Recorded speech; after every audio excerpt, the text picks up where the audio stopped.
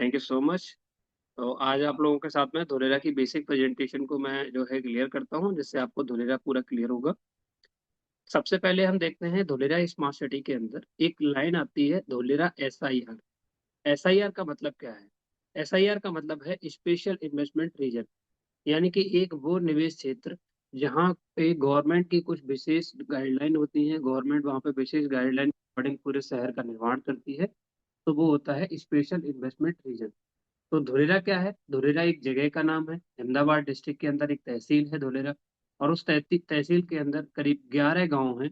उन 11 गांव में से गवर्नमेंट ने क्या किया है, सॉरी, टोटल शहर के अंदर 33 गांव हैं, जिसमें से 11 गांव को गवर्नमेंट ने SIR के बाहर कर दिया है, और 22 गांव को गवर्नमेंट ने क्या किया है, इनसाइड में लिया है, जिसमें पूरी मास्टर प्लानिंग बनाई है, जिसमें टाउन प्लानिंग 1 से लेकर के टाउन प्लानिंग 6 तक गवर्नमेंट ने प्लान की हुई है ना। तो उसी को लेकर के गवर्नमेंट ने क्या किया है, एक फ्यूचर स्मार्ट सिटी के रूप में पूरा शहर अनाउंस किया है, और गवर्नमेंट इसको क्या कर रही है, एक ज्वाइंट वेंचर में बना के तैयार। ज्वाइंट वेंचर किस किस के बीच में है? सेंट्रल गवर्नमेंट और स्टेट गवर्नमेंट के बीच में ये ज्वाइंट वेंचर है। इसमें क्या रहता है कि सेंट्रल और स्टेट गवर्नमेंट के बीच में जब ज्वाइंट वेंचर रहता है, तो क्या होता है, दोनों की सहभागिता रहती है, जिससे क्या होता है, वो प्रोजेक्ट पूरी तरीके से कंप्लीट हो जाता है। आज आप देखेंगे कि गुजरात गवर्नमेंट, या गुजरात में हम देखेंगे तो पिछले करीब 20 से 25 सालों से लगातार जो है बीजेपी की गवर्नमेंट है, तो हमेशा बहुमत में रहती है यहाँ। इसके अलावा आप देखते हैं आज की डेट में, हम पिछले 2014 से अब तक देखेंगे तो सेंट्रल में भी गवर्नमेंट किसकी, बीजेपी की है। तो अभी तो दोनों जगह पे किसकी गवर्नमेंट है, बीजेपी की गवर्नमेंट है। लेकिन ये गवर्नमेंट चेंज भी हो जाती है, कभी हो सकता है कि स्टेट में ना हुई तो सेंट्रल गवर्नमेंट चेंज हो गई। तो अगर इस तरीके की सिचुएशन रही तो प्रोजेक्ट को क्या होता है, थोड़ा सा चांस ये बना रहता है कि प्रोजेक्ट कहीं फेल ना हो जाए। तो हर इन्वेस्टर, हर इंडस्ट्रियलिस्ट के माइंड में रहता है, इन्वेस्टमेंट करने से पहले एक डर बना रहता है, जैसे भारत के अन्य शहरों में होता है। तो गवर्नमेंट ने क्या किया, पहले दिन से ही इसका पूरा एक जॉइंट वेंचर बना लिया, जिससे गवर्नमेंट इसको अच्छे तरीके से कंप्लीट कर पाए। तो यहाँ पे ये प्रोजेक्ट पूरी तरीके से फिर सिक्योर हो जाता है। गवर्नमेंट का क्या है, सबसे अच्छी चीज ये है कि आज हम एज ए डेवलपर काम करते हैं, एज ए बिल्डर काम करते हैं, एज ए ब्रोकर काम करते हैं, एज ए जनरल पार्टनर काम करते हैं। तो सबसे अच्छा हमें पॉजिटिव पॉइंट ये मिलता है कि आज इस प्रोजेक्ट को प्रमोट करने के लिए गवर्नमेंट की तरफ से कुछ ना कुछ हमारे पास में नए कंटेंट आते रहते हैं, नई वीडियोस आते रहते हैं, जिसमें भारत के प्रधानमंत्री कभी कुछ बोलते हैं धुलेरा स्मार्ट सिटी को लेके, तो कभी कोई मुख्यमंत्री बोलते हैं, कभी और कोई मिनिस्टर बात करता है, कभी कोई गवर्नमेंट ऑफिसर्स बात करते हैं। तो हमारे पास में एक बहुत बड़ी जो है पॉजिटिव न्यूज़ बनी रहती है इस प्रोजेक्ट को लेकर के। तो यहाँ पे आज की डेट में हम देखते हैं कि भारत के प्रधानमंत्री और राज्य के मुख्यमंत्री दोनों इस प्रोजेक्ट को जो है अच्छी तरीके से प्रमोट कर रहे हैं। उस चीज का हमें बड़ा फायदा मिलता है अपने क्लाइंट्स को पॉजिटिव करने के लिए। अगर हम बात करते हैं धुलेरा के क्षेत्रफल की, तो आप देख रहे हैं धुलेरा आज की डेट में भारत के कई बड़े शहरों से बड़ा शहर बन के तैयार हो रहा है। जैसे हम यहाँ पे कुछ कंपैरिजन भी की हुई है कि अहमदाबाद का टोटल जो क्षेत्रफल है वो 505 स्क्वायर किलोमीटर में है, लेकिन अगर हम वहीं देखते हैं मुंबई का तो 603 स्क्वायर किलोमीटर का है। और धुलेरा अपने आप में काफी बड़े क्षेत्रफल में बना है, यानी 920 स्क्वायर किलोमीटर के एरिया में आज एक पूरा नया शहर ये बन के तैयार हो रहा है।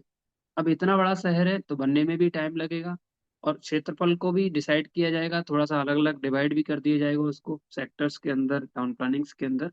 तो गवर्नमेंट ने क्या किया है, पूरे शहर का अलग अलग जो है टाउन प्लानिंग में उसको प्लान कर दिया गया है, और प्रत्येक जो है टाउन को, प्रत्येक जोन को अलग अलग भी बाइफरकेट किया हुआ है। कि अगर यहाँ पे हम कोई भी कलर देखते हैं, जैसे पिंक कलर हमें दिखाई दे रहा है टॉप पे, सॉरी, आपका पर्पल कलर। तो पर्पल कलर का क्या किया हुआ है, इसको बता दिया कि ये जो कलर है पर्पल का, ये आपका इंडस्ट्री का कलर होने वाला है। तो पूरा चार्ट बना दिया है यहाँ पे, आप देख सकते हैं चार्ट के अंदर कि इंडस्ट्रियल कलर क्या होने वाला है, पर्पल कलर। लेकिन वहीं पे हम ये ग्रीन एरिया को देखते हैं, तो ये ग्रीन एरिया रहने वाला है किसका, एग्रीकल्चर का। इसको पूरा स्पेस को छोड़ दिया गया है यहाँ पे, ये एग्रीकल्चर लैंड है। येलो कलर देखते हैं हम, तो येलो होता है रेजिडेंशियल का। वहीं पे हम अगर देखते हैं ये ऑरेंज कलर, तो ऑरेंज कलर आपका होने वाला है हाई एक्सेस कॉरिडोर का, जहाँ पे 150 मीटर की हाइट्स की बिल्डिंग बनेगी, 50-50 मंजिल की बिल्डिंग जो बनेंगी उसके लिए छोड़ा हुआ है। इसी तरीके से यहाँ पे लाइट ग्रीन देखते हैं हम राइट साइड में, तो लाइट ग्रीन आपका रिक्रिएशन का, स्पोर्ट एंटरटेनमेंट जोन का होने वाला है। इसकी साइड से ही अगर हम ये डार्क ग्रीन देखते हैं, ये वाला जो बाउंड्री साइड से चल रही है जिगजैग वाली, ये आपका जो कलर होने वाला है वो टूरिज्म एंड रिजॉर्ट्स का रहने वाला है। और राइट साइड में जो हमें ये वाटर बॉडी जो दिखाई दे रही है एक तरीके से, जो ब्लू कलर में दिखाई दे रहा है, ये पूरा का पूरा एरिया कोस्टल रेगुलेशन जोन के अंदर आता है। और इसको क्या गवर्नमेंट ने रिजर्व किया हुआ है कि यहाँ पे किसी तरीके का हम कोई कंस्ट्रक्शन नहीं करने वाले हैं। इसमें कोई कंस्ट्रक्शन नहीं रहेगा, इस पार्ट को पूरे को रिजर्व रखेंगे। तो इतने पार्ट को हम रिजर्व में निकाल देते हैं और एग्रीकल्चर की जो लैंड है इसको रिजर्व में निकाल देते हैं। तो हमारे पास जो एरिया बचता है जिसपे हम कंस्ट्रक्शन करेंगे, वो एरिया हमारे पास में बचता है 422 स्क्वायर किलोमीटर का, जहाँ पे हमने पूरी टाउन प्लानिंग बनाई है और उस टाउन प्लानिंग के अकॉर्डिंग ही शहर का डेवलपमेंट किया जा रहा है। अब जब इतना बड़ा शहर कोई बन के तैयार होगा, जिस शहर के अंदर इंटरनेशनल बेंचमार्किंग होगी, वर्ल्ड क्लास की जो है फैसिलिटीज होंगी, जहाँ पे सबसे बड़ा भारत का इंडस्ट्रियल हब बन के तैयार होगा, है ना, इंटरनेशनल एयरपोर्ट जहाँ पे है, तो ये सारी की सारी जब इतनी बड़ी प्लानिंग बन रही है तो उसके लिए कनेक्टिविटी भी बहुत सॉलिड होनी चाहिए। तो गवर्नमेंट ने क्या किया है, इसको बहुत अच्छी कनेक्टिविटी दी गई है। कनेक्टिविटी में हम देखते हैं कि जब ये बनना स्टार्ट हुआ था स्टार्टिंग में, तभी प्लानिंग कर ली गवर्नमेंट ने कि यहाँ पे जो है जब इसको एक इंटरनेशनली शहर बना के तैयार करेंगे, तो जहाँ पे टूरिज्म भी इनवाइट होगा, जहाँ पे इंडस्ट्रियल सेक्टर भी इनवाइट होंगे पूरे विश्व से, जहाँ पे जो है हर तरीके की वर्ल्ड क्लास की सुविधाएं रहेंगी, तो वहाँ पे फिर इंटरनेशनल कनेक्टिविटी बहुत जरूरी है। तो पहले दिन से प्लानिंग की गई इंटरनेशनल एयरपोर्ट बनाने की। तो यहाँ पे आज की डेट में हम देखते हैं तो लगभग में 98% इंटरनेशनल एयरपोर्ट का काम कंप्लीट हो चुका है। जहाँ बाउंड्री से लेकर के रनवे से लेके एटीसी बिल्डिंग, है ना, टर्मिनल वगैरह सारी चीजें बन के तैयार हो चुकी हैं। और अभी बहुत जल्द जो है यहाँ पे कार्गो की जो है ट्रायल भी होने वाली है, कार्गो फ्लाइट्स की। तो ये जो एयरपोर्ट है ये कार्गो एंड पैसेंजर बोथ है, क्योंकि इंडस्ट्रियल हब के रूप में बन के तैयार हो रहा है। तो कार्गो की जो है नीड यहाँ पे बहुत ज्यादा रहेगी। तो ये लगभग में बन के तैयार, जहाँ पे दो रनवे बन चुके हैं अभी, एक 4 किलोमीटर का, एक 3 किलोमीटर का।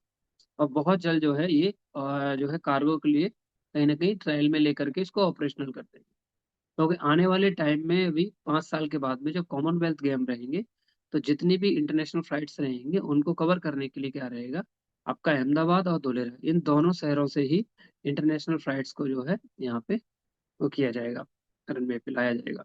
तो अभी क्या है, उसके बाद में फिर अभी प्लानिंग गवर्नमेंट की चल रही है कि 2036 के अंदर जो ओलंपिक्स होने वाले हैं वो इंडिया में ही रहेंगे और गुजरात में रहेंगे कहीं ना कहीं यार। तो उस समय गवर्नमेंट क्या करेगी, धुलेरा में ही जो है जितनी भी फ्लाइट्स रहेंगी, लगभग में 70% से ज्यादा फ्लाइट्स का जो रहेगा वो यहीं पे रहेगा आपका आना जाना, धुलेरा से। क्योंकि धुलेरा की कनेक्टिविटी एक तो बहुत अच्छी दी हुई है, एयरपोर्ट भी बड़ा है, और उसके एक्सप्रेसवे की कनेक्टिविटी बहुत अच्छी दी हुई है। तो ज़्यादातर यहीं रहेंगी, तो ये बहुत अच्छी कनेक्टिविटी जो है इंटरनेशनली मिली हुई है धुलेरा को। और धुलेरा के साथ साथ में आसपास के जितने भी बड़े शहर हैं उन सबको जो है इसका फायदा मिलने वाला है। चाहे जैसे इधर राजकोट पड़ता है, इधर आपका बड़ोदरा पड़ता है, भावनगर पड़ता है, इधर आपका पूरा अहमदाबाद हो गया। तो ये जो आसपास में बड़े बड़े शहर हैं इन सभी शहरों को भी इसकी कनेक्टिविटी बहुत अच्छी मिलने वाली है। इसके साथ साथ में क्या है कि आप देखते हैं डेडिकेटेड फ्रेट कॉरिडोर, जितना भी पर्पल कलर देख रहे हैं हम लोग, ये पर्पल कलर का मतलब ही है कि जहाँ पे इंडस्ट्री लगने वाली है। जब इंडस्ट्रियल सेटअप इतना हो रहा है तो मैन्युफैक्चरिंग होगी, माल की रॉ मटेरियल भी आएगा और बनने के बाद भी ट्रांसपोर्टेशन होगा। तो उसके लिए क्या डेडिकेटेड जो है एक मालगाड़ी के लिए पूरा एक 27 किलोमीटर का एक फ्रेट कॉरिडोर यानी पूरा बनाया जा रहा है, जिसमें क्या है मालगाड़ियां चलेंगी जो माल का ट्रांसपोर्टेशन करेंगी। इसके अलावा रोड कनेक्टिविटी अगर हम देखते हैं तो रोड के लिए अहमदाबाद से लेकर के धुलेरा के लिए, अहमदाबाद से धुलेरा के लिए पूरा 109 किलोमीटर का 250 मीटर एक्सप्रेस वे, 250 मीटर चौड़ा एक्सप्रेस वे जो है अभी गवर्नमेंट ने बना के तैयार कर दिया गया है। तो उस एक्सप्रेस वे से क्या फायदा होने वाला है कि आज की डेट में, अब तक हम लोग जब जाते थे धुलेरा तो राजकोट हाईवे के थ्रू जाते थे तो लगभग में 1.5 घंटे का टाइम लगता था, 110 किलोमीटर की डिस्टेंस कवर करनी पड़ती थी। और जो हमारे क्लाइंट्स आते हैं कहीं से भी उनको जब हम विजिट कराते थे तो एक रफली टाइम जो था 6 घंटे का लग जाता था विजिट में। लेकिन आज की डेट में मात्र 3 घंटे के अंदर, यानी बिल्कुल एकदम हाफ हो गया, आधा टाइम हो गया। आज लोग जाते हैं एक्सप्रेस वे से 45 से 50 मिनट में पहुंच जाते हैं, 45-50 मिनट में वापस आते हैं। 1 घंटे के अंदर पूरा धुलेरा जो एक्टिवेशन जोन है और जहाँ जहाँ पे काम हो चुका है वो सारी चीजें देखने के बाद में हमारे जो क्लाइंट्स हैं गाड़ियां वो तुरंत वापस आ जाती हैं। तो इस एक्सप्रेसवे की बहुत अच्छी कनेक्टिविटी मिली है जिससे लोगों को बहुत बड़ा फायदा होने वाला है आने वाले टाइम में भी। अभी ये अनऑथराइज ऑपरेशनल तो है, लेकिन गवर्नमेंट की तरफ से इसको ऑपरेशनल करना अभी बकाया है। इसके अलावा मेट्रो की बहुत ज़्यादा ज़रूरत होती है, क्योंकि किसी भी शहर में जब पॉपुलेशन जैसे जैसे बढ़ती है तो वहाँ पे जो है मेट्रो की बहुत बड़ी नीड रहती है। तो गवर्नमेंट ने पहले से ही प्रपोज कर दिया है इसको कि अहमदाबाद से लेकर के धुलेरा के लिए भी मेट्रो चलने वाली है, और विद इन धुलेरा भी मेट्रो चलने वाली है। विद इन धुलेरा कितने स्टेशन रहेंगे, कहाँ कहाँ पे रुकेगी ट्रेन, सारी चीजें, उसका भी पूरा प्लान गवर्नमेंट ने अभी से बना दिया है। आप जब जीडीसीआर की रिपोर्ट पढ़ते हैं, जो बहुत काफी बड़ी है, पूरा ग्रंथ है एक तरीके से 500 पेजेस का, तो उसमें सारी स्टेशंस भी कहाँ पे रहेंगे वो सब मेंशन किया हुआ है। तो ये मेट्रो है, और सिटी के अंदर मोनो रेल का भी प्रावधान है कि गवर्नमेंट आगे चल के सिटी में जरूरत के हिसाब से मोनो रेल भी चलाने वाली है। इसके अलावा सी पोर्ट की कनेक्टिविटी अगर हम देखते हैं, तो धुलेरा स्मार्ट सिटी को लगभग में 5 से 6 सी पोर्ट्स की कनेक्टिविटी नजदीक में मिली हुई है। सबसे पहला नजदीक का या जो सी पोर्ट पड़ता है वो भावनगर का है, जो लगभग में 60 किलोमीटर की दूरी पे पड़ता है। उसके बाद नीचे पीपावाव करके है, वो भी लगभग 200 किलोमीटर की दूरी पे है।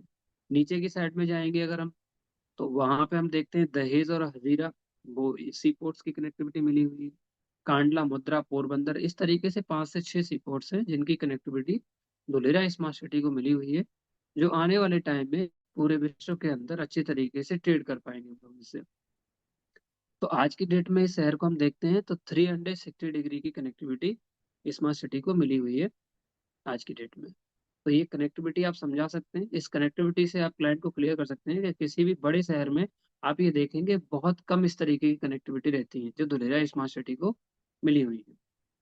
ये कनेक्टिविटी का ग्राफ यहाँ पे भी आप देख सकते हैं, ये किस तरीके से रोड की कनेक्टिविटी, वाटर कनेक्टिविटी, ट्रेन की कनेक्टिविटी, ये सारी चीजें यहाँ पे होने वाली है। ये पीपीटी आपको मिल जाएगी और आराम से आप स्टडी कर सकते हैं, अच्छे से देख सकते हैं इसको। अब आते हैं इस स्लाइड की तरफ, ये सबसे ज्यादा जो है इम्पोर्टेंट स्लाइड है। आज हम जितनी भी वर्ल्ड क्लास के उसकी बात करते हैं कि वर्ल्ड क्लास का जो बेंचमार्किंग है, वर्ल्ड क्लास का इंफ्रास्ट्रक्चर जो आ रहा है यहाँ पे, वो क्या है वर्ल्ड क्लास का। तो वो वर्ल्ड क्लास का इंफ्रास्ट्रक्चर ये है आपका कि यहाँ पे जो रोड रास्ते भी बना के तैयार किए जा रहे हैं, वो भी लंदन, न्यूयॉर्क और सिंगापुर की जो डिजाइन है, वहाँ पे जो रोड रास्ते बन के तैयार होते हैं, सेम उसी तरीके से यहाँ पे बन के तैयार हो रहा है। यहाँ पे वाटर का मैनेजमेंट जितना भी किया जा रहा है वो भी लंदन, कैलिफोर्निया, हांगकांग से लिया हुआ है। स्टॉर्म वाटर हो तो ब्रिसोल, सोंगडो और न्यूयॉर्क से है। इसी तरीके से यहाँ की जो अर्बन प्लानिंग है, वो भी लंदन, शिकागो और मिल्टन कीन से ली हुई है। Power and ICT London, Singapore, Canada से है। सॉलिड वेस्ट का ब्रिसोल, सोंगडो और न्यूयॉर्क से लिया हुआ है। तो इनमें क्या विशेष क्या है, जैसे अगर हम रोड की ही बात करते हैं, तो रोड विशेष कैसे हैं। आज भारत के किसी भी शहर के अंदर जब भी थोड़ी सी बारिश होती है तो पूरा शहर जो है पानी से चौक हो जाता है, और स्थिति ऐसी बन जाती है बाढ़ की जैसी। लेकिन धुलेरा में क्या किया है, पहले दिन से ऐसी प्लानिंग की हुई है कि यहाँ पे पानी को लेकर के कोई समस्या नहीं होने वाली। क्यों नहीं होगी, कि इन्होंने क्या किया कि जो रोड बनाए हैं, उन रोड को बनाने से पहले उसके नीचे पूरा डक सिस्टम डाला हुआ है, और उन डक्स के अंदर ही सारी सर्विसेज, यानी कि आपको अगर जो इलेक्ट्रिसिटी के वायर है वो भी रोड पे कहीं दिखाई नहीं देने वाले हैं, जो पिलर्स पे रहते हैं पूरे, तो वो नहीं दिखाई देने वाले हैं। गैस की पाइपलाइन, जब भी गैस की पाइपलाइन डाली जाती है तो रोड रास्तों को तोड़ा जाता है, तो गैस की पाइपलाइन डाली जाती है। या फिर सीवर है तो चौक हो जाते हैं सीवर, तो फिर रोड तोड़ी जाती है या सीवर लाइन डाली जाती है। लेकिन गवर्नमेंट ने क्या किया, यहाँ पहले ये सारी चीजें डाली, चाहे वो गैस की पाइपलाइन हो, चाहे आईसीटी हो, पावर हो, सीवर इफ्लुएंट के लिए हो, वाटर रिसाइकल के लिए, पोर्टेबल वाटर हो, चाहे स्टॉर्म वाटर हो, सारी की सारी चीजें गवर्नमेंट ने क्या की है, रोड के नीचे ही इंस्टॉल की हुई है डक्स के अंदर। तो होगा क्या, इससे फायदा क्या होने वाला है, इससे फायदा ये होने वाला है कि कभी भी अगर गैस की पाइपलाइन कहीं पे क्रैक करती है, तो सर्विस अंदर ही कोई व्यक्ति जाएगा और जाकर के उसको रिपेयर करके आ जाएगा। अगर पानी की पाइपलाइन कहीं पे लीक करती है, फटती है, कुछ भी होता है, तो कोई सर्विस देने वाला व्यक्ति वहां पे जाएगा, उसको ठीक करके वापस निकल के आ जाएगा। यानी कि रोड को नहीं तोड़ना पड़ेगा। इसके अलावा फ्यूचर में अगर किसी तरीके की कोई नई सर्विस आती है जिसको अंडरग्राउंड ही उसको इंस्टॉल करना है, तो गवर्नमेंट बार बार रोड नहीं तोड़ेगी, क्या करेंगे, उसी डक्स के अंदर जाएंगे और नई सर्विस को इंस्टॉल उसमें कर देंगे। तो इससे क्या होगा, पब्लिक को भी किसी तरीके का डिस्टरबेंस नहीं होगा, और जो है जो फंड होता है, पैसा बार बार जो लगता है तोड़ने में फिर उसको बनाने में, वो फंड भी बचेगा। तो आने वाले कई सौ सालों के लिए इस तरीके की ये प्लानिंग की हुई है कि सब कुछ जो है अंडरग्राउंड इसमें किया जा रहा है। अब इससे फायदा बहुत बड़ा होने वाला है कि ये जब डक्ट सिस्टम पूरा होने वाला है, तो जब बारिश का पानी होगा, अगर कहीं पे 1% भी पानी कहीं पे अगर जाम होता है, तो वहां पे क्या है, स्काडा सेंसर्स लगे हुए रहेंगे, और सेंसर्स के माध्यम से एबीसीडी बिल्डिंग के अंदर वो अलार्म बज जाएगा, जो बता देगा कि किसी भी एक जगह पे वहां पे पानी जो है स्टॉक हो रहा है, जमा हो रहा है, जिसका निकास नहीं हो रहा है, तो वहां पे तुरंत उस व्यवस्था से संबंधित जो कर्मचारी रहेंगे वो तुरंत जाएंगे और जाकर के उसको ठीक कर देंगे। तो चीजें बहुत आसान हो जाएंगी, लोगों का जीवन बहुत आसान हो जाएगा। तो यहाँ पे जो रोड रास्ते बनाए हुए हैं वो इसी प्लानिंग के साथ पूरे बन के तैयार हुए हैं। रोड के किनारे से साइकिल ट्रैक बनाए हुए हैं, फुटपाथ बनाए हुए हैं। वो जो लोग जब निकलेंगे पैदल या साइकिल से तो उनको धूप ना लगे, तो उसके लिए ट्रीज वगैरह, प्लांट्स वगैरह लगा दिए गए हैं। और प्रत्येक रोड पे एक अलग तरीके का प्लांट जो है लगाया हुआ है। तो इस तरीके से रोड की डिजाइन यहाँ पे ली हुई है। इसके अलावा वाटर मैनेजमेंट के लिए क्या किया है कि आज भारत के किसी भी बड़े शहर में देखते हैं, कहीं पे भी देख लें, तो जो नदियां हैं वो कहीं ना कहीं सूखती चली जा रही है। लेकिन यहाँ की जो प्लानिंग की है गवर्नमेंट ने, वो इतनी सॉलिड की हुई है कि आने वाले सैकड़ों सालों तक यहाँ पे पानी की प्रॉब्लम लोगों को नहीं होने वाली है। यहाँ पे गवर्नमेंट ने क्या देखा कि यहाँ की जो मिट्टी है वो इस तरीके की मिट्टी है कि पानी उसमें काफी लंबे समय तक जो है स्थिर बना रहता है, अंडरग्राउंड में नहीं जाता। तो गवर्नमेंट ने क्या किया, आर्टिफिशियल रिवर्स का मॉडल बनाया है यहाँ पे, कि पूरे शहर के अंदर आर्टिफिशियल रिवर बनाएंगे। और जितना भी बारिश का पानी है वो पूरा का पूरा पानी उन रिवर्स के अंदर हम क्या करेंगे, स्टोर करेंगे, इसको बना करके रखेंगे पानी को। तो जब बारिश का पानी पूरा रिवर्स के अंदर स्टॉक रहेगा हमेशा, तो उसी पानी को क्या करेंगे फिर हम किसी भी तरीके की यूज में ले सकते हैं। बारिश का पानी है, कंस्ट्रक्शन में भी यूज हो सकता है। बारिश का पानी है, उसको रिसाइकिल करके बहुत अच्छे तरीके से पीने के लायक भी बना सकते हैं। तो कहीं पे भी उसका यूज किया जा सकता है। तो गवर्नमेंट ने क्या किया, पूरा का पूरा जो है आर्टिफिशियल रिवर का बना दिया मॉडल, जहाँ पे 100% जो है रेन वाटर का भी कलेक्शन करेंगे। और रेन वाटर के अलावा जितना भी वेस्ट वाटर होने वाला है उसका भी पूरा 100% रिसाइकिल करके रीयूज करने वाले हैं। तो वाटर मैनेजमेंट बहुत अच्छा कर दिया गवर्नमेंट ने यहाँ पे। अब बेसिक जो सुविधाएं होती हैं, रोड, रास्ते, बिजली, पानी की सारी, वो सारी सुविधाओं पे बहुत जोर दिया है। तो उसमें एक आता है सबसे बड़ा जो है बिजली की व्यवस्था। तो इलेक्ट्रिसिटी के लिए क्या किया है गवर्नमेंट ने, किसी दूसरे शहर पर निर्भर न रहना पड़े, तो उसके लिए खुद का सोलर पार्क लगाया है उन्होंने, 4400 मेगावाट का। अभी 4400 मेगावाट का जो सोलर पार्क गवर्नमेंट ने यहाँ प्लान किया हुआ है, उसमें 1000 मेगावाट लग चुका है, और जिसमें 300 मेगावाट अभी ऑपरेशनल कर दिया गया है, जो आज जो है एक्टिवेशन एरिया को इलेक्ट्रिसिटी प्रोवाइड करवा रहा है। तो अगर हम इस सोलर पार्क को भी देखते हैं तो एशिया का सबसे बड़ा सोलर पार्क है जो यहाँ पे धुलिया के अंदर लग रहा है। तो ये इलेक्ट्रिसिटी की प्रॉब्लम को सॉल्व करेगा, पानी की प्रॉब्लम, रोड रास्ते की प्रॉब्लम सॉल्व हो गई, इलेक्ट्रिसिटी की प्रॉब्लम सॉल्व हो गई। अब हम बात करते हैं सिक्योरिटी की। हम किसी भी ऐसे शहर में रहना पसंद करते हैं अपने बच्चों को लेकर के, जहाँ पे हमारे बच्चों की और हमारी सबकी सिक्योरिटी बहुत अच्छी हो। तो यहाँ पे वर्ल्ड क्लास के स्टैंडर्ड की सिक्योरिटी जो है गवर्नमेंट ने प्लान की हुई है। जैसे आज दुनिया के बहुत सारे शहरों में होता है कि कोई भी क्रिमिनल अगर कहीं घूम रहा है, तो जो सेंसर्स लगे हुए हैं, जो कैमरास लगे हुए हैं, उनके माध्यम से क्या होता है कि हम डिटेक्ट कर पाते हैं कि ये जो क्रिमिनल है इस सिटी के अंदर घूम रहा है।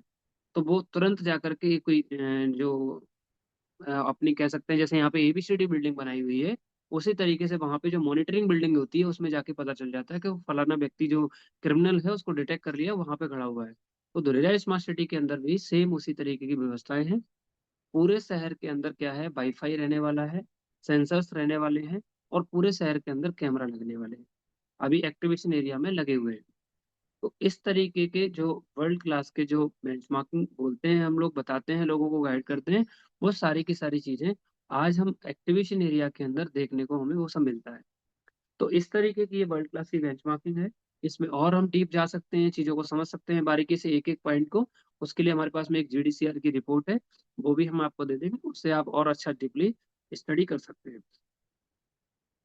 अब हम बात करते हैं इन्वेस्टर्स की, कि कौन कौन सी कंपनियां यहाँ पे आकर के इन्वेस्टमेंट कर रही हैं, क्या कर रही हैं। तो जिसमें हम सबसे पहला जो ट्रस्टेड ब्रांड इंडिया का देखते हैं वो टाटा है।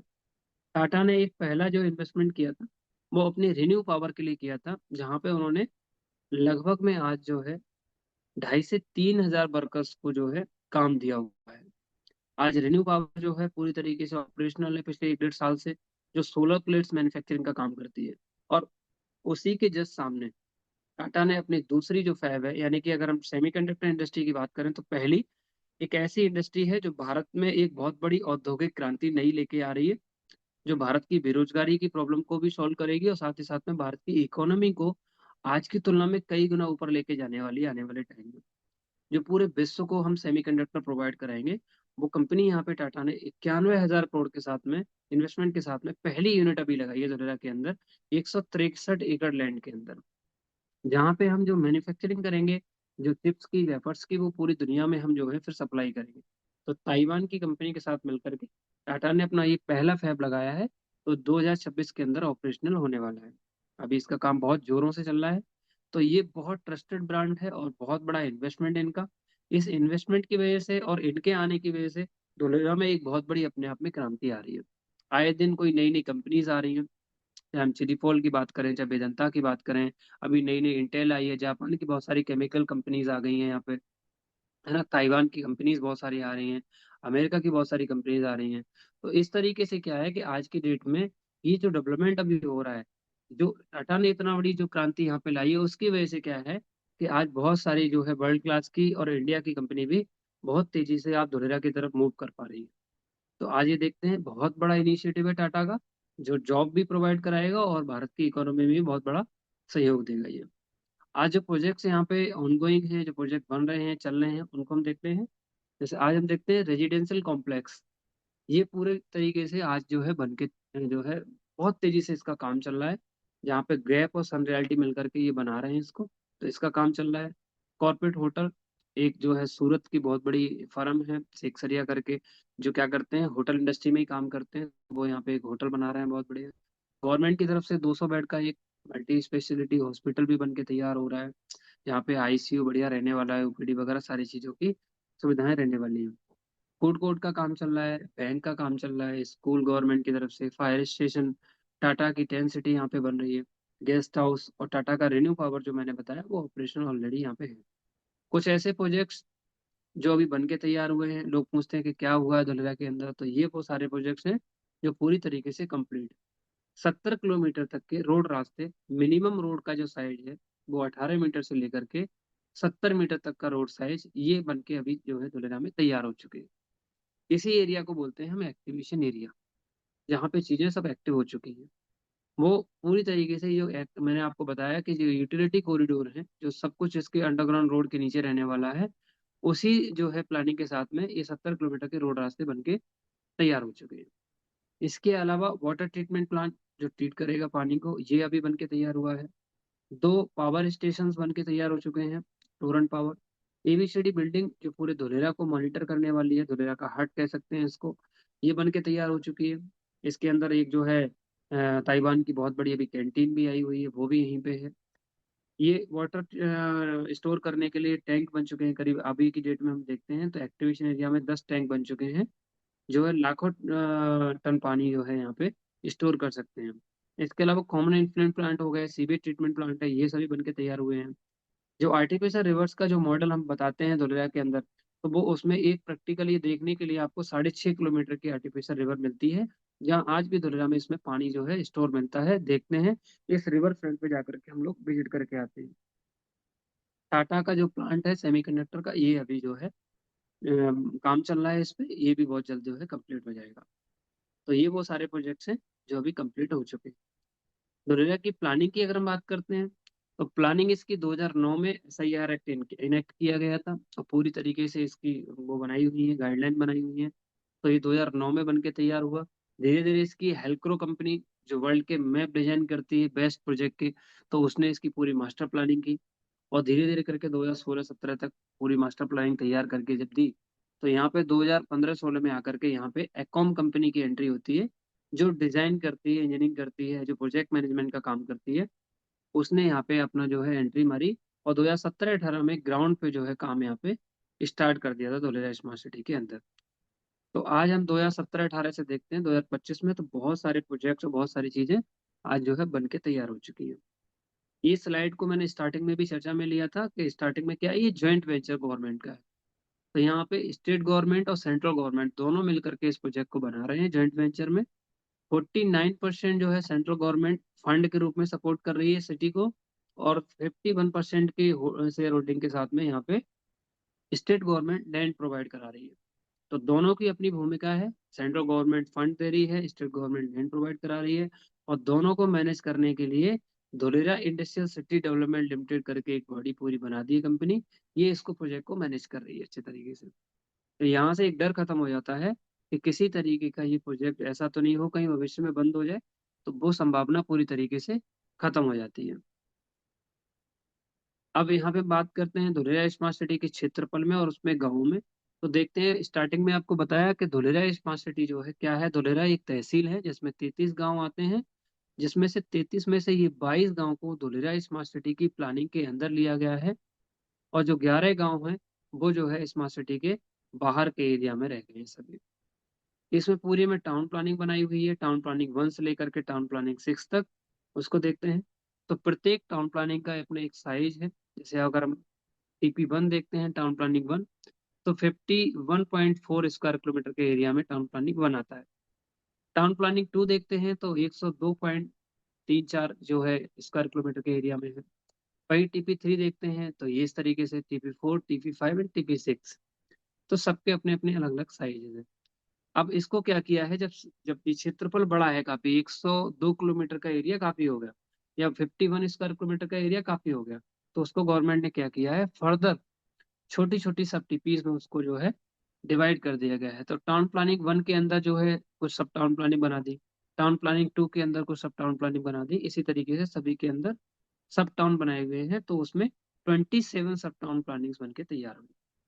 गवर्नमेंट ने क्या किया है, जो 27 सब टाउन प्लानिंग्स हैं उसमें से फेजेस बाई गवर्नमेंट जो है डेवलप कर रही है। तो फर्स्ट फेज के अंदर गवर्नमेंट ने क्या किया है, जो टोटल 27 सब टाउन प्लानिंग्स हैं उनमें से दो सब टाउन प्लानिंग्स को जो है गवर्नमेंट ने चूज किया, जिसमें बोलते हैं 2A और 4A को, जिसको आज हम एक्टिवेशन एरिया बोलते हैं। तो ये जो एरिया है वो 22.5 स्क्वायर किलोमीटर का एरिया है। इस एरिया में गवर्नमेंट ने क्या किया है, रोड, रास्ते, बिजली, पानी की सारी सुविधाएं आज इंस्टॉल करके दे दी हैं। कोई भी व्यक्ति आता है, सिर्फ उसको प्लग इन करना है और अपना काम स्टार्ट करना है। सारी की सारी चीजें इसमें अवेलेबल है। इसी एरिया को उठा करके यहाँ पे राइट साइड में बाहर रख दिया गया है, जहाँ हम देखते हैं इधर सब कुछ बन के तैयार हो चुका है। अगला गवर्नमेंट ने फेज 2 के अंदर नया टेंडर दिया है। अपकमिंग डेवलपमेंट जो होने वाला है वो 4B1 और 4B2 का नेक्स्ट डेवलपमेंट होने वाला है, जो 55 स्क्वायर किलोमीटर का एरिया है। तो आज की डेट में कोई पूछता है कि क्या बन के तैयार हुआ है, तो आप बता सकते हैं 22.5 स्क्वायर किलोमीटर का एरिया विद यूटिलिटी कॉरिडोर के साथ में बन के तैयार हुआ है। लोगों का ये भी सवाल रहता है कि इतना समय हो गया, इतना कम। तो हम उनको ये भी बता सकते हैं कि आज धुलेरा स्मार्ट सिटी को आप देखते हैं कि कम, लेकिन आप ये सोचिए कि हम छोटा सा एक मकान भी बनाते हैं 200 वर्ग गज का, उस मकान की भी पहले हम लैंड सर्च करते हैं कहाँ पे बनाना है, देन उसका मैप डिजाइन कराते हैं, और उसके बाद में उसमें हम जो है मैप डिजाइन कराने के बाद में जिसको बना के तैयार करते हैं, तो फिनिशिंग करके उसमें एंट्री करने तक लगभग में 2 साल का समय लग जाता है। लेकिन ये 920 स्क्वायर किलोमीटर है, तो पहले तो इसमें कई साल लगे प्लानिंग में कि कहाँ पे क्या बनेगा। उसके बाद में फिर 22.5 स्क्वायर किलोमीटर के एरिया में आर्टिफिशियल रिवर का बनना, पूरा मैनमेड। इसके अलावा यूटिलिटी कॉरिडोर का डालना, एक्सप्रेस वे का तैयार होना, इंटरनेशनल एयरपोर्ट का तैयार होना, वाटर ट्रीटमेंट प्लांट हो गया, चाहे ABCD बिल्डिंग हो गई, इतने सारे प्रोजेक्ट जो है गवर्नमेंट ने तैयार किए हैं। ये कोई छोटी बात नहीं है, बहुत बड़ी बात है, जो पिछले 5 से 6 साल के अंदर गवर्नमेंट ने ये सब कुछ तैयार कर दिया है यहाँ पे। तो ये बता सकते हैं हम लोग। ये जो भी मैंने प्रोजेक्ट आपको बताए, जो ऑनगोइंग प्रोजेक्ट्स हैं या जो डेवलप हो चुके हैं प्रोजेक्ट, उन सारे प्रोजेक्ट्स की क्या लोकेशन है वो यहाँ पे पूरी अच्छी तरीके से बताई हुई है, एक्टिवेशन एरिया में कहाँ पे क्या चीजें हैं। टोरेंट पावर की हमने बात की, 2 टोरेंट पावर के सब स्टेशन बन चुके हैं। तो पहला एंट्री करते ही पहला स्टेशन ये पड़ता है। उसके बाद एक HPCL का पेट्रोल पंप बन के तैयार है, पूरी तरीके से ऑपरेशनल है। प्रपोज्ड फूड कोर्ट, उसका काम चल रहा है आज की डेट में। सिक्सरिया का होटल का काम यहाँ पे चल रहा है। सन और गैप रियल्टी और BMS मिलकर के जो बना रहे हैं रेजिडेंशियल कॉम्प्लेक्स, उसका भी यहाँ पे काम चल रहा है। ये पूरा आर्टिफिशियल रिवर है जो हम देख रहे हैं, ये कैनाल इस तरीके से, ये ब्लू कलर में। तो यहाँ पे जो जो चीजें आज बन के तैयार हुई हैं या बन चुकी हैं, ये जो अभी ऑपरेशनल है, वो सारी की सारी चीजें इसमें अच्छे तरीके से लोकेशन के साथ में मेंशन की हुई है। इसको आप जो है अपने किसी भी इन्वेस्टर्स को गाइड कर सकते हैं, आप भी इसकी स्टडी कर सकते हैं। ये यहाँ पे समझाया गया है कि गवर्नमेंट ने यहाँ पे किसान से जमीन कैसे ली है। तो लैंड पुलिंग एक एक्ट होता है जिसके अकॉर्डिंग धुलेरा में जो है जमीन किसान से ली हुई है। आज किसी भी शहर के अंदर देखते हैं, गवर्नमेंट कोई भी प्रोजेक्ट बनाती है तो लैंड एक्विजिशन करती है। और लैंड एक्विजिशन के अंदर क्या होता है, गवर्नमेंट सामने वाले से, किसान से जमीन लेती है और उसको मुआवजा देती है, और किसान पूरी तरीके से बाहर हो जाता है, उसका उसमें कोई इन्वॉल्वमेंट नहीं रहता है। लेकिन गवर्नमेंट ने यहाँ पे क्या किया है, किसान को इन्वॉल्व किया है अपने साथ में। लैंड पुलिंग एक्ट के अकॉर्डिंग यहाँ पे जमीन ली है। जैसे एग्जांपल के तौर पे समझते हैं, आपको यहाँ दिखाई दे रहा होगा लेफ्ट साइड में 121/1। ये क्या है, किसी किसान का एक खेत है। तो गवर्नमेंट ने क्या किया, इससे आधा जो है पार्ट लिया, इससे आधी जमीन ली और उसका उसको मुआवजा दे दिया। उसकी जो बची हुई आधी जमीन, वहां पे कोई रोड रास्ता नहीं था। ये बहुत सारे जो खेत हैं, 123, 124, 120, ये सभी खेत हैं अलग अलग। इन सभी खेतों के बीच में उसकी जमीन। तो गवर्नमेंट ने आधी जमीन ले ली और आधी जमीन लेने के बाद में उसकी बची हुई आधी जमीन को एक अच्छे स्ट्रक्चर में, एक अच्छे मैनर्स में उसको जो है बना करके 18 मीटर के रोड पे एक नया सर्वे नंबर दे दिया, 459। आप देख रहे हैं पुराना सर्वे नंबर क्या है यहाँ पे, 121/1। लेकिन यहाँ पे उसको एक नया सर्वे नंबर दे दिया, क्या दे दिया, 459। तो ये उसको क्या है, एक बढ़िया मिल गया, रोड मिल गया, सारी चीजें गवर्नमेंट की तरफ से, तो उसकी प्रॉपर्टी की वैल्यू बढ़ गई। इस तरीके से गवर्नमेंट ने यहाँ पे लैंड पुलिंग की हुई है। जैसे यहाँ पे समझते हैं, 127 नंबर कोई सर्वे नंबर है, ये किसान का खेत है। इससे गवर्नमेंट ने क्या किया, 50% लैंड ली, उसका उसको मुआवजा दे दिया। और जो बची हुई 50% लैंड है, उसमें गवर्नमेंट क्या कर रही है, जितनी भी पब्लिक फैसिलिटीज है वो बना के तैयार करेगी। चाहे रोड रास्ते हुए, बिजली पानी की सुविधाएं देनी है, या हॉस्पिटल बनाना है, कोई भी गवर्नमेंट की किसी तरीके की बिल्डिंग बनानी है, उन सब के लिए क्या किया, 50% लैंड ले ली और 50% उसको एक नए सर्वे नंबर के रूप में 93 सर्वे नंबर उनको दे दिया। और एक 18 मीटर के रोड पे उसको वो जमीन किसान को दे दी। इस तरीके से गवर्नमेंट क्या करती है, किसान का इन्वॉल्वमेंट रखती है। अब बची हुई किसान की आधी जो जमीन है, ये वाली 93 सर्वे नंबर 18 मीटर के रोड पे है, अब किसान चाहे तो इसका यूज कर सकता है। अगर ये रेसिडेंशियल जोन में है तो रेसिडेंशियल यूज कर सकता है, कॉमर्शियल में है तो कॉमर्शियल यूज कर सकता है। और अगर यूज ना करना चाहे, बेचना चाहे, तो ये उसकी फ्री होल्ड लैंड है, वो किसी भी व्यक्ति को अपनी इस जमीन को बेच सकता है। तो इस तरीके से किसान की जमीन यहाँ पे गवर्नमेंट लेती है। अब हम बात करते हैं जोन की। मेनली यहाँ पे 3 जोन है, रेसिडेंशियल, इंडस्ट्रियल और कॉमर्शियल जोन। तो कॉमर्शियल को अलग अलग 3 भागों में, 5 भागों में बांट दिया गया है, जिसमें high access corridor, city centre, knowledge and IT, tourism resort और रिक्रिएशन स्पोर्ट एंटरटेनमेंट जोन। तो ये अलग अलग 5 भाग हैं। और इन पांचों की अलग अलग, पांचों की क्या, सभी की, चाहे वो रेसिडेंशियल हो, कॉमर्शियल, इंडस्ट्रियल, सभी की अपनी गाइडलाइन है। और प्रत्येक रोड की साइज के आधार पे प्रत्येक की गाइडलाइन है कि अगर कोई रोड का साइज 25 मीटर से छोटा है, तो वहां रेसिडेंशियल जोन के अंदर हम क्या कर सकते हैं। तो वो पूरा यहाँ पे समझाया है, कितनी हाइट ले सकते हैं मैक्सिमम, कितने फ्लोर बना सकते हैं, टोटल एरिया कितना यूज कर सकते हैं, एफएआर क्या मिलेगा, है ना, क्या क्या यूज करेंगे, वो सब कुछ इसमें समझाया हुआ है गाइडलाइन के अंदर। 25 मीटर से 55 मीटर का अगर रोड है, तो कितनी हाइट रहेगी, G+3 की गाइडलाइन है, 15 मीटर की हाइट रहेगी। क्या क्या बना सकते हैं, तो वो सारी चीजें यहाँ पे बता दी।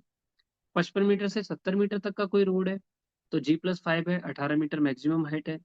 वहाँ पे रेजिडेंशियल के अलावा भी कॉमर्शियल क्या क्या एक्टिविटी कर सकते हैं, तो सिनेमा हॉल बना सकते हैं, रिटेल मॉल बना सकते हैं, पेट्रोल पंप, सीएनजी, हॉस्पिटल वगैरह, ये सारी की सारी चीजें बना सकते हैं। और जितनी भी गाइडलाइन 2 और 3 के अंदर जो चीजें दी हुई हैं, ये सभी 70 मीटर के रोड पे बना सकते हैं।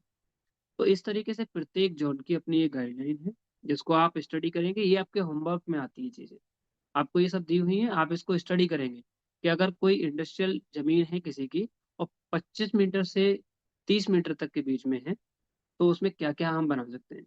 कोई जमीन 55 मीटर से लेकर 70 मीटर तक के रोड पे है, तो हम क्या क्या बना सकते हैं इंडस्ट्रियल के अंदर। इसी तरीके से नॉलेज एंड आईटी के अंदर, सिटी सेंटर और high access corridor, recreation sport और टूरिज्म के अंदर इसमें क्या क्या बना सकते हैं। तो सारी की सारी गाइडलाइन यहाँ पे लिखी हुई है, वो आप स्टडी करेंगे, जिससे कि आपको अपने क्लाइंट को बताने में आसानी होगी। तो ये सारी गाइडलाइन आपको स्टडी करनी है। ये पिक्चर यहाँ पे बताती है कि 2016 के अंदर धुलेरा स्मार्ट सिटी पूरा एक एकदम फ्लैट बंजर के रूप में हमें दिखाई दे रहा था। और आज वही धोलेरा 2025 के अंदर एक बदलती हुई तस्वीर सामने आ रही है हमारे, बिल्कुल, जहाँ पे हम देखते हैं इतने सारे प्रोजेक्ट डेवलप हो चुके हैं, रोड रास्ते बन के तैयार हो चुके हैं, एक बहुत अच्छी खूबसूरत सी एक आर्टिफिशियल रिवर बन के तैयार हुई है।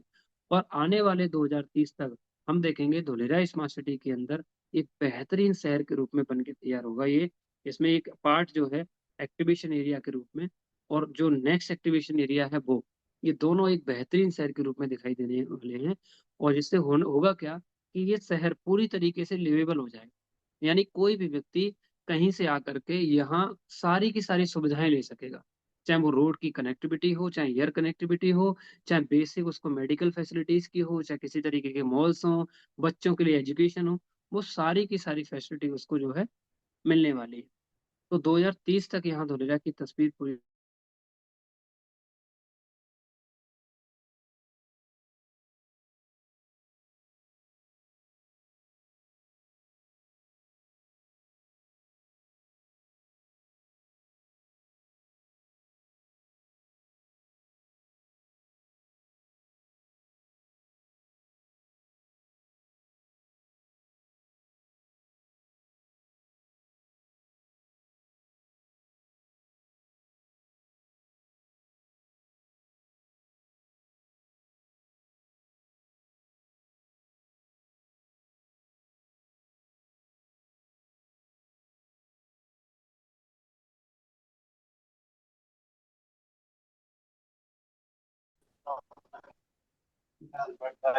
ये देखते हैं, ये धुलेरा का मैप है। और धुलेरा के मैप में आप देख रहे हैं कि ये अहमदाबाद है। और अहमदाबाद से अभी तक जो कनेक्टिविटी थी धुलेरा की, वो इस तरीके से थी कि हम अहमदाबाद से नेशनल हाईवे जो 47 है राजकोट के लिए जो सीधा जा रहा है, इसके थ्रू जाते थे हम बागोदरा तक।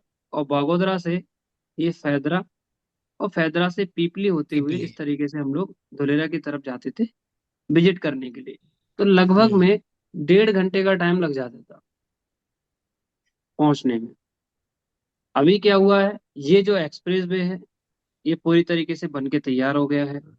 आज वही हम्म। टाइम हमारा जो 1.5 घंटे का था, वो लगभग 45 से 50 मिनट का हो गया है। तो यहाँ पहुंचते हैं हम लोग। ये आप देख रहे हैं, यहाँ पे ये एयरपोर्ट है, और ये हम्म। आपका जो है एक्सप्रेस वे है।